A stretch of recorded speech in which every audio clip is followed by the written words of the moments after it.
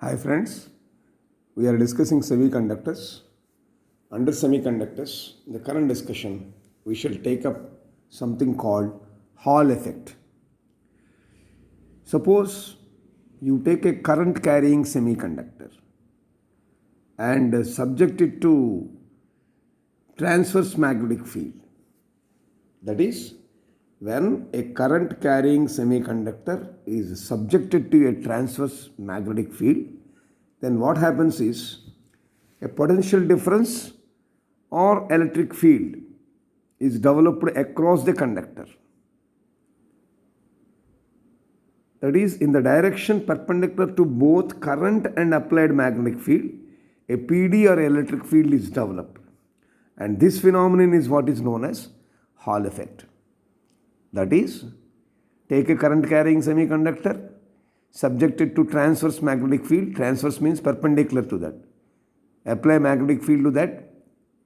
Then immediately what happens is across the semiconductor, perpendicular to both current and magnetic field, a potential difference and an electric field is developed across. So the direction of the developed potential or electric field is perpendicular to both current as well as magnetic field. So the potential difference thus established is what is known as Hall voltage, and the field that has been created is what is known as Hall electric field. To summarize, we can say like this: when a current carrying conductor is subjected to a transverse magnetic field, then a potential difference or electric field is developed across the semiconductor or normal conductor in a direction perpendicular to both current and applied magnetic field. And this phenomenon is what is known as Hall effect. The established potential difference is what is known as Hall voltage, denoted by V suffix H, and the electric field becomes a Hall electric field, denoted as E suffix H. So let us understand this concept in the form of a schematic representation. So like this, take a specimen, a conductor or a semiconductor. So we are taking a semiconductor or a conductor slab or a specimen of thickness D and width W, in which current I is flowing along X direction. This is taken as X direction. It is subjected to magnetic field strength of B along Y direction. So this direction is Y, this direction is X. Therefore, this direction is Z. So a semiconductor slab of thickness D and width W is subjected to a current flow in the direction of X and magnetic field strength of B in this along Y direction.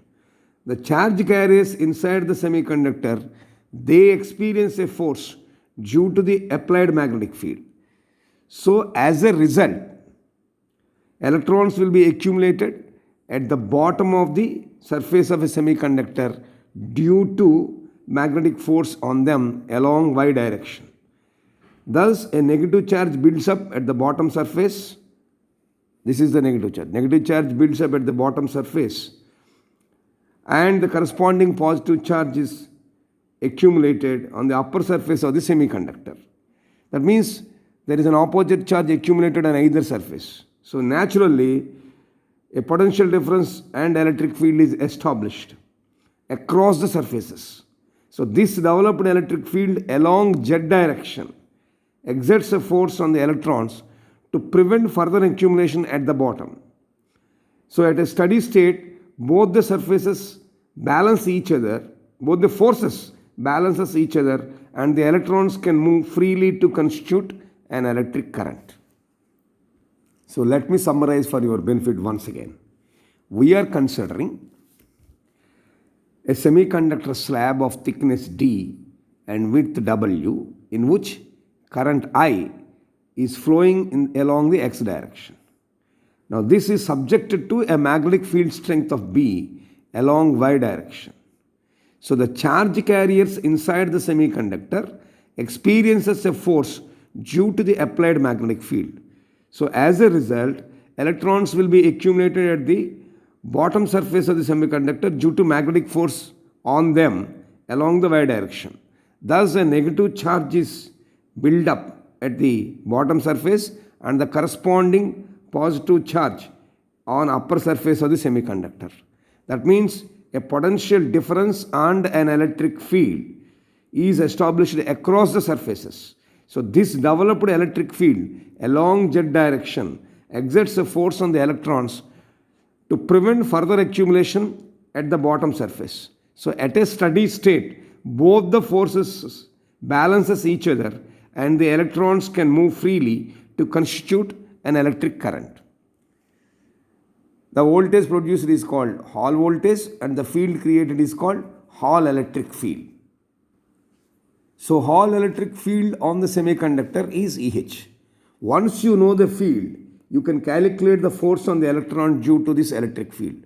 Force is nothing but charge of an electron into field. So therefore, force on electron due to electric field can be calculated as charge of an electron multiplied by the field itself, where here E is the charge of an electron.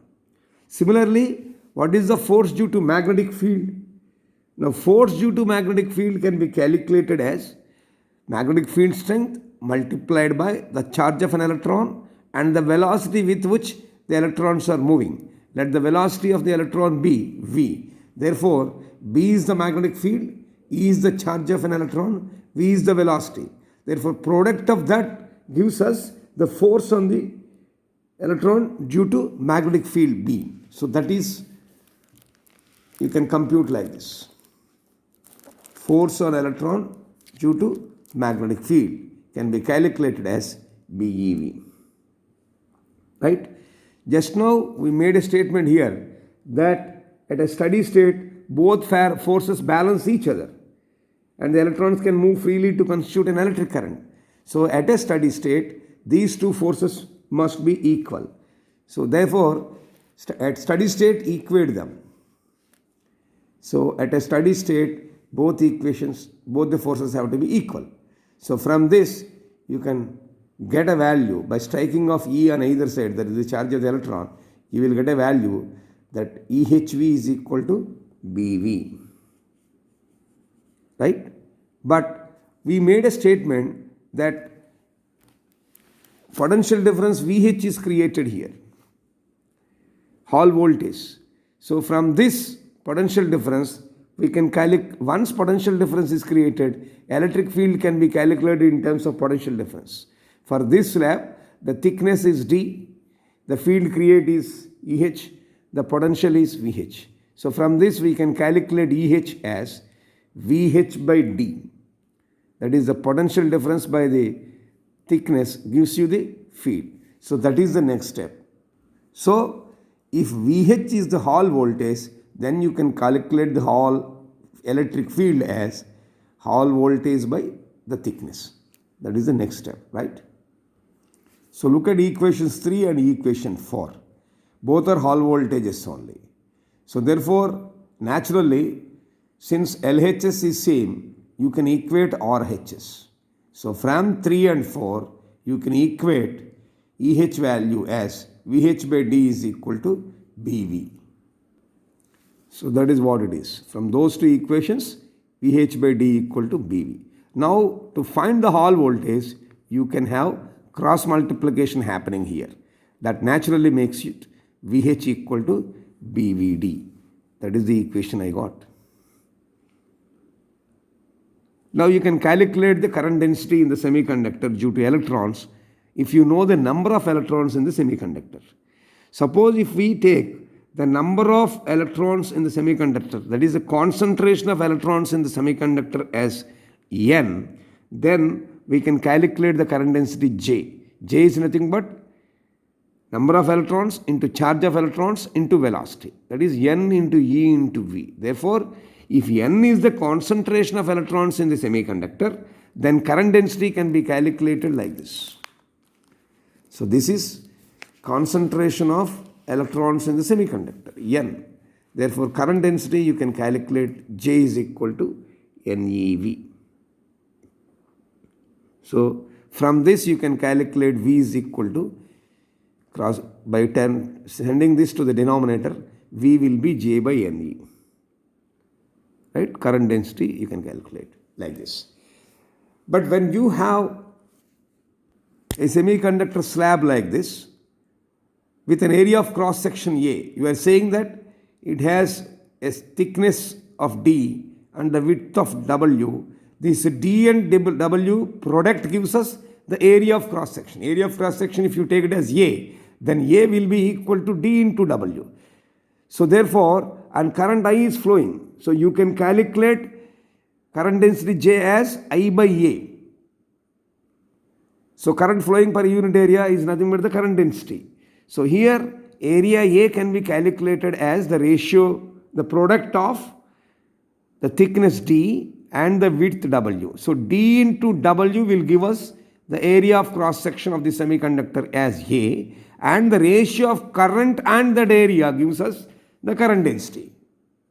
With that background, if you see these two equations, in equation 5, Hall voltage is calculated as magnetic field strength into velocity of the electron into thickness. That is VH equal to BVD. Whereas in this equation, V is calculated as J by NE. So from equation 6, if we can substitute the value of velocity as J by NE in equation 5, right hand side, for velocity, what we will get?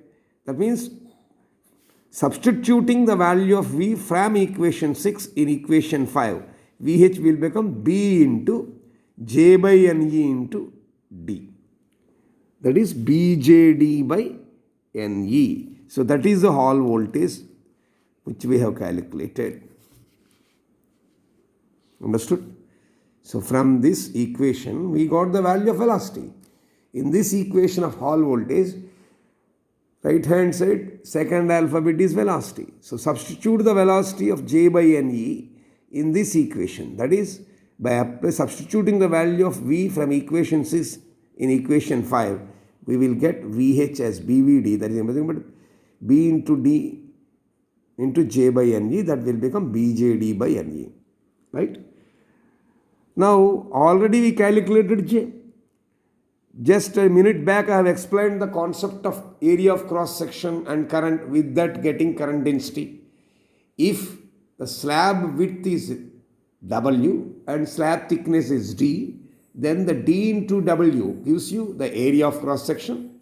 With current I, the ratio of I and A gives us the current density J. So therefore, from that we can find this. If we know the area of cross section as A, then current density is nothing but J equal to I by A, where A is the area of cross section. How do we calculate area of cross section? From the figure we can got area of cross section as thickness into width gives the area of cross section. So for A, if you substitute, J will become I by dW. That is the next equation. J equal to I by dW. Now you can substitute VH value. So this equation you take, VH equal to BJD by NE. So this can be written as, very interestingly, BD by NE into J.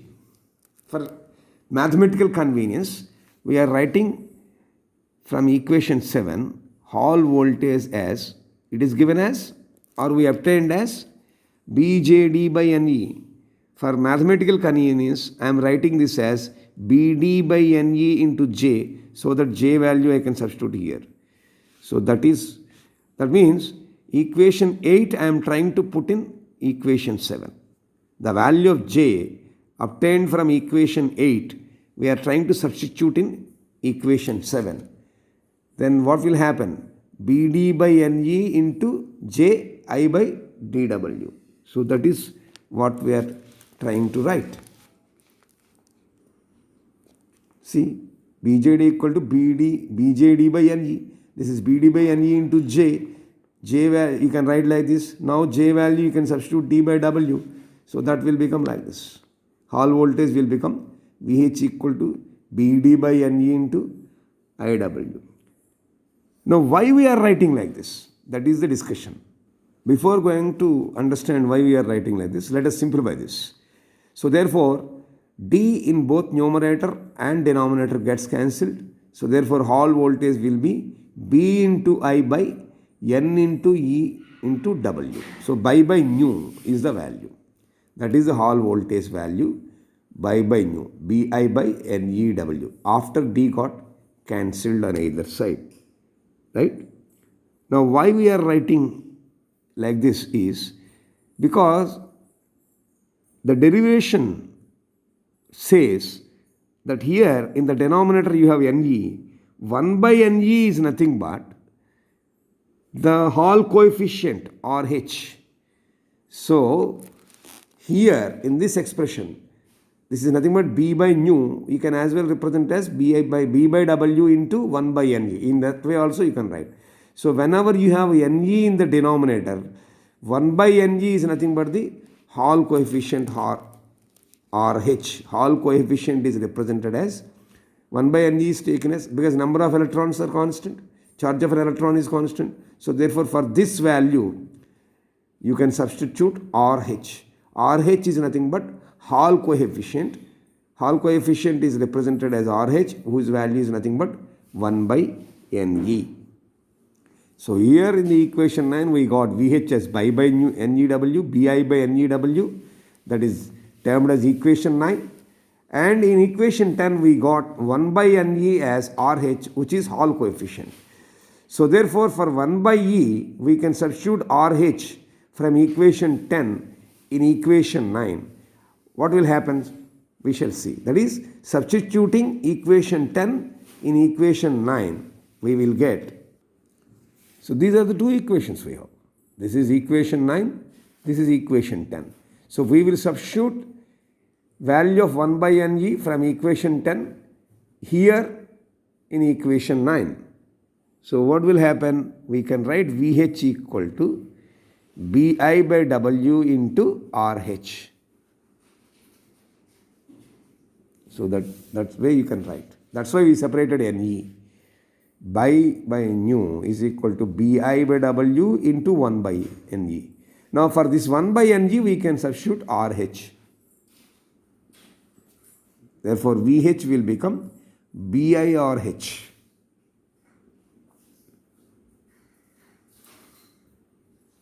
VH will become BiRH by W. So this is the ultimate expression. Or you can get RH is equal to VH cross multiply. Suppose if you want to know RH from this, so you multiply, cross multiply, VH into W by Bi will be the RH value. Both are same. So you can find all, if you want to find Hall voltage, you can use this equation. If you want to find Hall coefficient, you can use this equation. Right? Now, from this, if we want to find the conductivity of the semiconductor due to electrons, means I can use N. Electron concentration is N, charge of an electron is E, mobility of electron is mu, that we know. So from those three, that is N value, that is concentration, charge of electron E value, and mobility of the electron mu value. If I take the product, that is N into E into mu, that gives me sigma, which we already know that.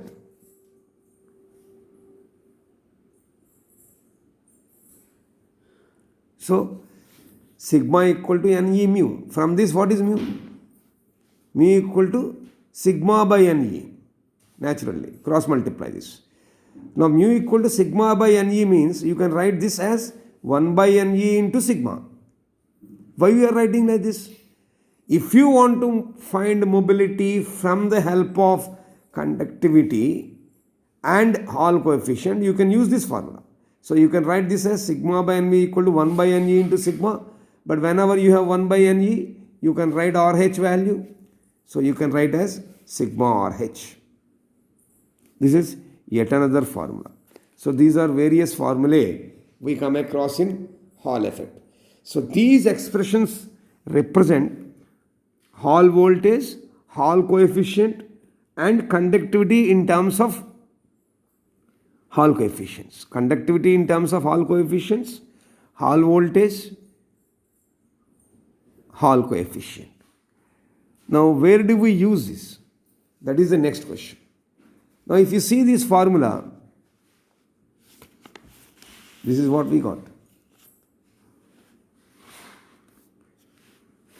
Hall voltage, Hall coefficient, and conductivity in terms Hall mobility in terms of Hall coefficient. Conductivity in terms of Hall coefficient also we got. Suppose if you know RH, sigma, if you take this equation, sigma and RH, you can find the mu of a charge carrier. So that is an important application. If conductivity and Hall coefficients are understood, then mobility of a charge carrier can be found. Now when you say Hall coefficient, RH, you can find or determine its sign. So based on the sign of Hall coefficient, we can find the type of a charge carrier as well as semiconductor also. Type of a charge carrier means, is the charge carrier electron or is the charge carrier hole, or is it a p-type semiconductor or n-type semiconductor? That can be decided based on the sign of RH.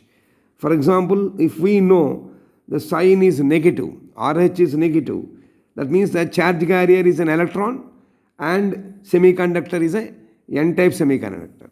Suppose RH value is positive, you can say that charge carrier is nothing but a hole and the conductor is a p-type semiconductor.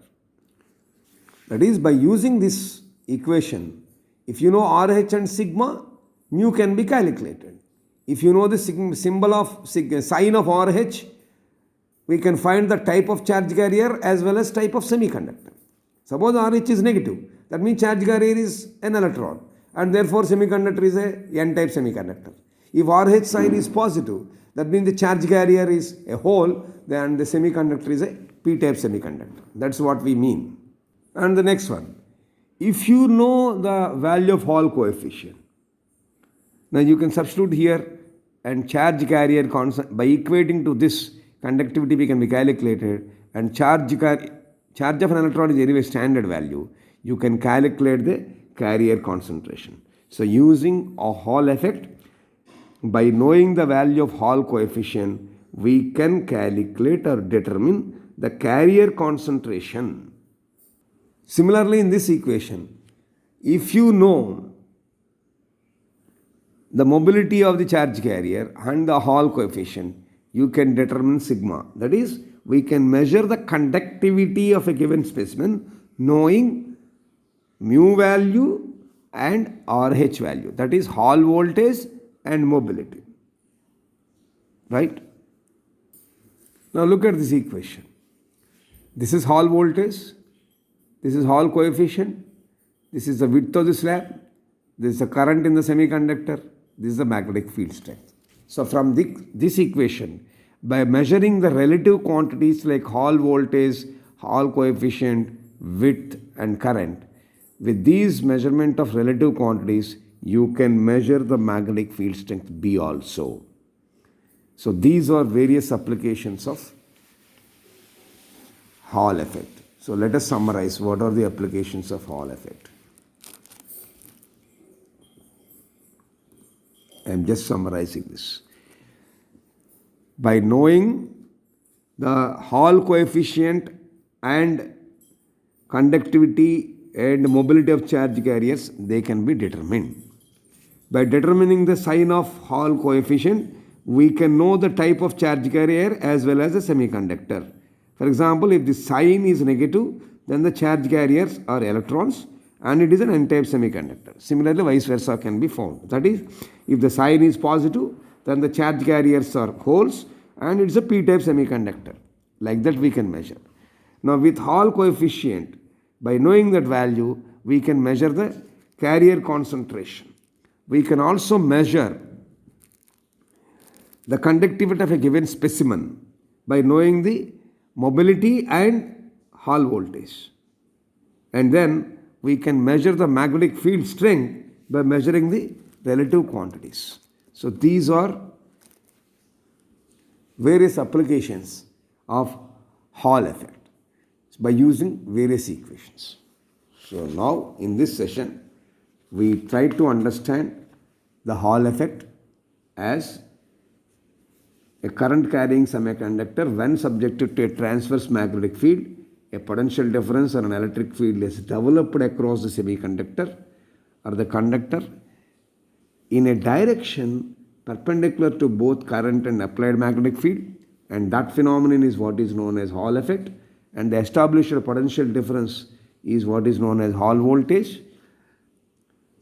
and the electric field becomes Hall electric field. So diagrammatically we try to understand the Hall effect and the equations that are coming in Hall effect along with Hall coefficient, and also we have seen what are the various applications of Hall effect. This is what we have discussed here. Now in the next session we shall take up yet another topic under electromagnetics. And we shall take up yet another topic under semiconductors, something what is known as direct and indirect band gaps. But before knowing direct and indirect band gaps, I need to explain something else beyond your curriculum, though it's not a part of your university syllabus. Something called, because there we use a term called EK space. What is EK space? It's not explained in your syllabus. So we have to go, and unfortunately a concept called quantum mechanics is not introduced in your syllabus. So from quantum mechanics and de Broglie wave theory, some more concepts have to be brought to be understood to understand something called EK space that is being used in direct and indirect band gaps in semiconductors. But before proceeding to that, I shall explain a component which is beyond your curriculum and then come back to your session, your regular syllabus, as far as engineering physics is concerned under semiconductors. So in the current session, as I told you, we have discussed about Hall effect and its applications in semiconductors, right?